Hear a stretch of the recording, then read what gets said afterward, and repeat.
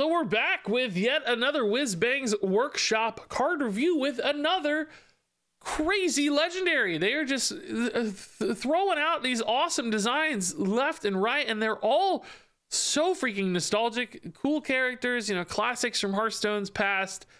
This time we're getting a hero card as well. I don't know if this signals like we're gonna get more hero cards or not, but even one's pretty cool. We've had both, where they've had like hero card cycles, and we've had some one-off hero cards as well, so who knows.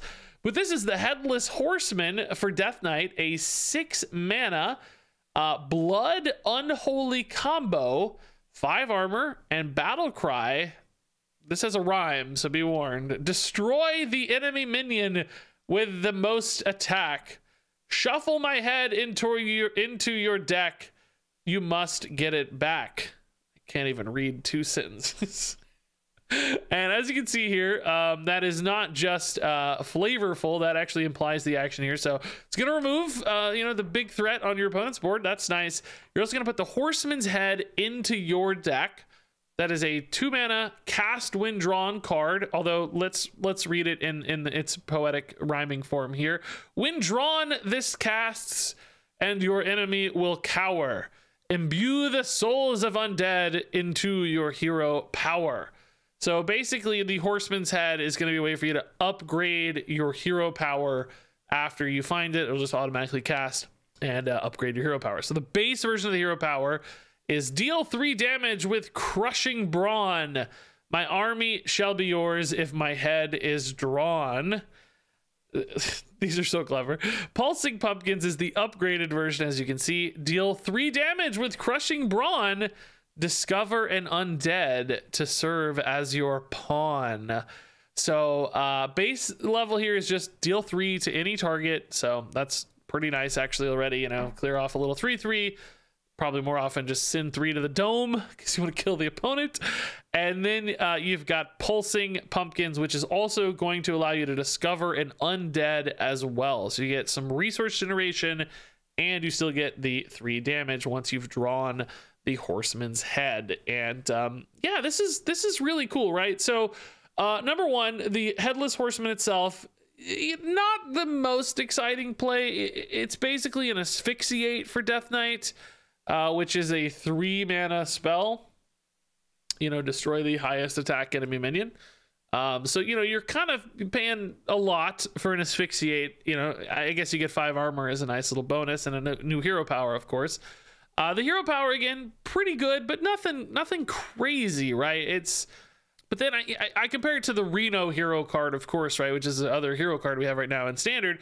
That's a really nice hero power. That deals only 2 damage, but you get like various super nice upsides that feel super impactful most of the time. I don't even know if the upgraded version of Pulsing Pumpkins feels quite as useful as some of the upsides on Reno's hero power, because at the end of the day, it just puts you in this kind of value state, which doesn't necessarily compete well against a lot of game plans in Hearthstone. There are so many ways to push towards end games and have lethality that, you know, some random undeads getting added to your hand doesn't really feel like it gives you a win condition of sorts late in the game. It's just not going to potentially stack up all that fast.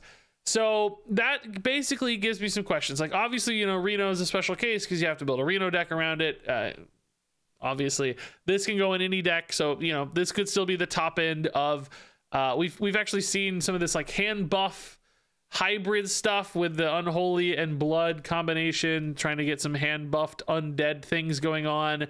This is a way to add extra undead to your hand for those hand buffs. But much like I talked about previously, with those hand buff cards, very often hand buff stats like that come down late in the game are just less likely to be impactful unless they are outrageously huge.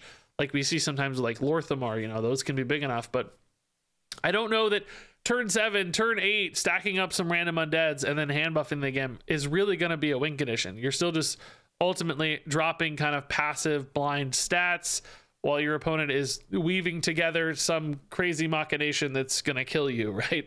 So it feels a little bit too straightforward for me. I don't know that this is going to offer you that ability to really grind people down, because I don't know if the meta that requires to succeed will necessarily exist. That's just, you know, that's a really specific kind of meta state. And there are other ways that you can create tons of grindiness, but more importantly, other ways to create tons of inevitability that just outpace this. Like, this is a really passive way of making a game inevitable, winning via resources, when instead other people are having inevitable damage outs and so on.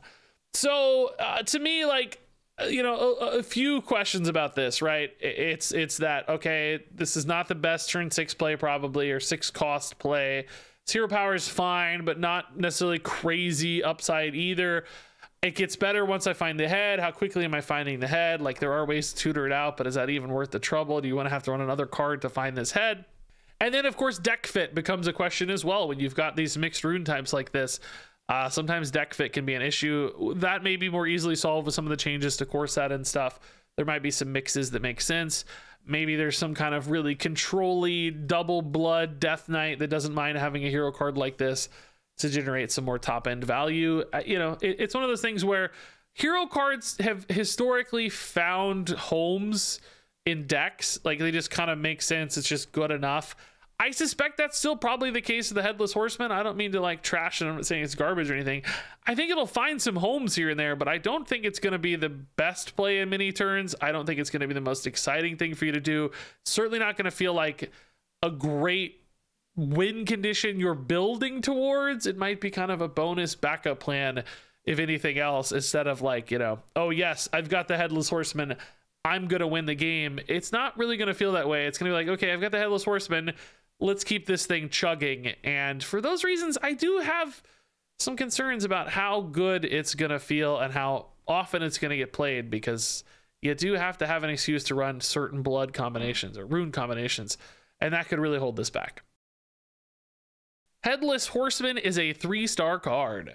So yeah, there we go. Another single card review. I really don't love doing these short reviews, but just what we're getting right now. So hopefully we'll get some more cards out soon. I'm curious if you guys like the Headless Horseman here. Do you think this is going to make sense? I think it's going to be hard to find a deck that fits this rune allotment where this feels like a really great payoff. But I hope I'm wrong, man. It looks really fun. I like hero cards a lot as well. So we'll see, I guess, with the Headless Horseman. Share your thoughts on this card down in the comments below. Thank you much, as always, for watching. And until next time, game on.